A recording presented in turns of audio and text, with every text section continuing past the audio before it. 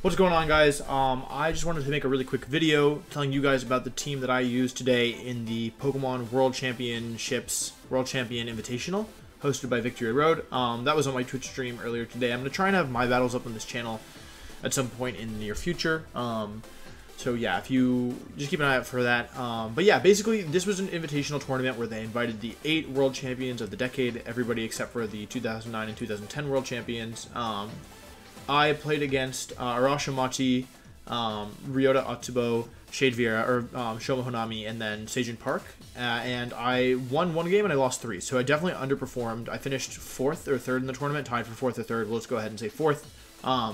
But I actually really liked my team, and I think if a couple things had gone differently, I would have had a better record, and maybe I could have gone further as well. Though the thing about a tournament like this is, like, with the roster so like deep, it's, you know, you're playing the other world champion, so it's expected to not do as well as you would like. SEJUN ended up winning the whole thing. He beat SHOMA in the finals, so congratulations to them. They put on amazing performances. Yeah, but I actually really liked my team. I think it ended up having a couple problems. There was one or two things I think held me back a lot.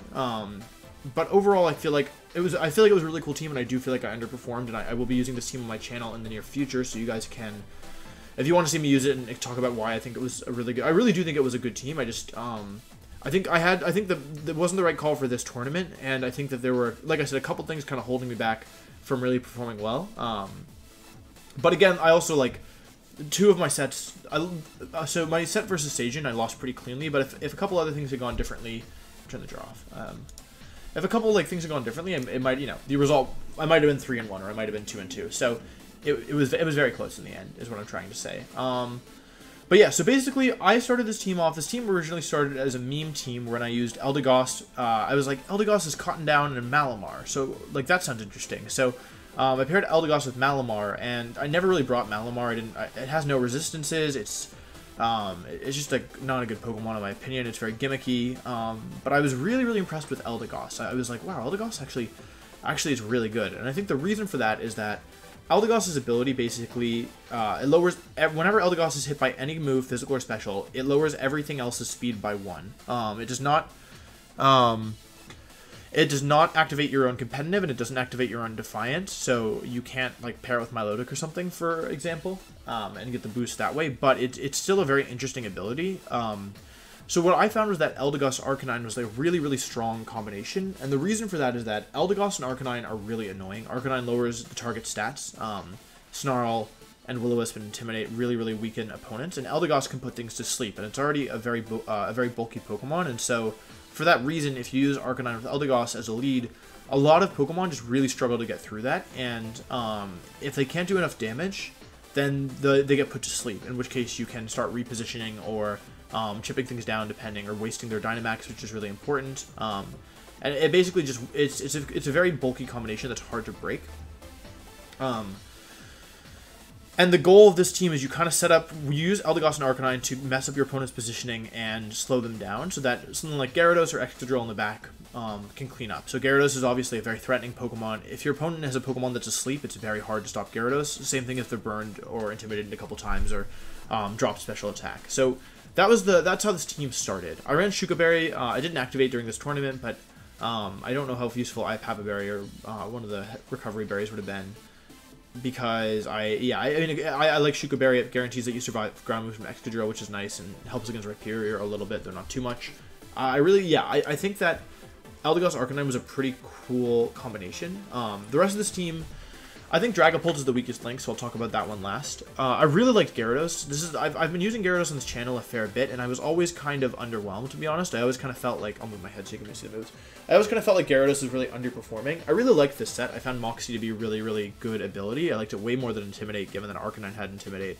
And although I went 0 for 1 on hitting Power Whips, which lost me a set, or a game at the very least, and I went 1 for 2 on bounces, or 1 for 3 on bounces, which, one of those lost me another set. God, yeah, other than, like, the thing is that even though Gyarados is not, its moves aren't accurate aside from Waterfall, it's still pretty good, because, like, most of the time you want to be attacking in your max form anyway. I think that's the one weakness of this Gyarados, is that if you're not Dynamaxing, you are significantly weaker, since you don't have Intimidate to support and you don't have Dragon Dance to boost your speed. But I really like this set. I'm not sure it's perfect, but I did really enjoy it. Although it didn't, Gyarados kind of let me down in the tournament because it wasn't very good at hitting moves. But other than that, in theory and in practice, it was really good. I really like Assault Fist Excadrill, although in this tournament, Focus Sash would have been better, I think.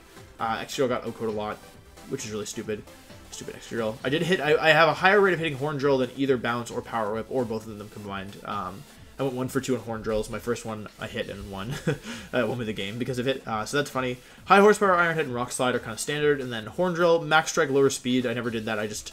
Sometimes people will like... So with Assault Vest, Excadrill, and Light Clay Grimmsnarl, you can basically end up creating very bulky Pokemon, but sometimes your opponent, like with Rotom Cut, for example, will try and burn you, or you'll get burned by Arcanine, or you'll be intimidated a bunch, or you'll run into a very bulky Pokemon, like Milotic, for example, that has a couple defense boosts, and you're dropped an attack, and it basically makes it so that Excadrill is really, like, you don't want to just be sitting there doing nothing, especially since I was Assault Vest, so I didn't have the extra power from Life Orb or anything.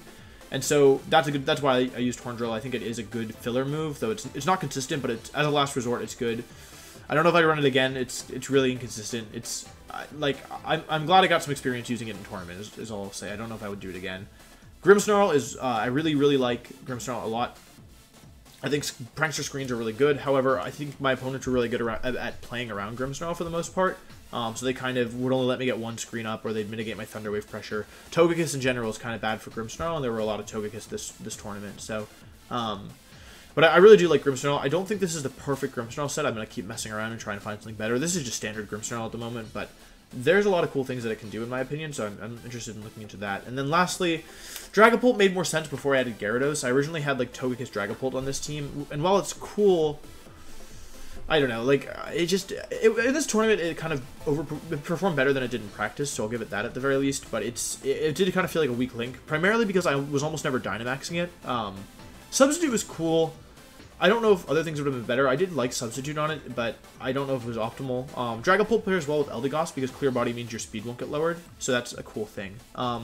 Some people ask me why Synthesis over Pollen Puff. I like Synthesis a lot in Eldegoss. I actually had Pollen Puff originally and then dropped it because I was never using it. But Synthesis I ended up using a fair amount, so...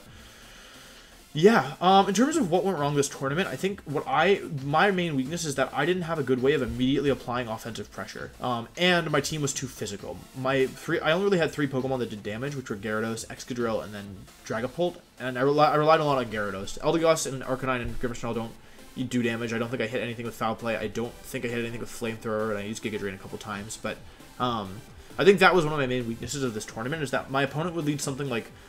for example, Vieira game 1 of our set led Togekiss Dragapult against me, and I led Eldegoss Gyarados, which, you know, I thought was a fine lead, right? I can Dynamax Gyarados, I can get a speed boost off, and I can launch a Sleep Powder with Eldegoss, and I can put something to sleep.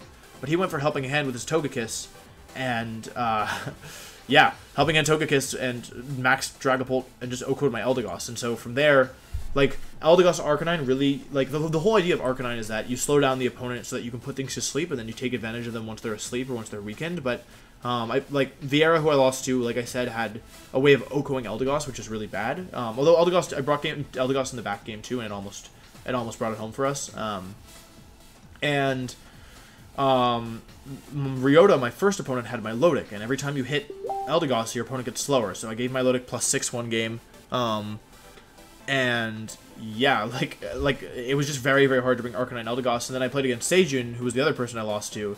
And he had Defiant Passimian, which really and Togekiss and Dracozolt, and so I really didn't want to bring... So basically, I guess what I'm saying is that I think Eldegoss is really good. I just happened to play against competitive Milotic and Defiant Passimian, which made it really, really difficult to bring Eldegoss. Granted, I still did bring Eldegoss to Milotic, and I think it was the right call as well.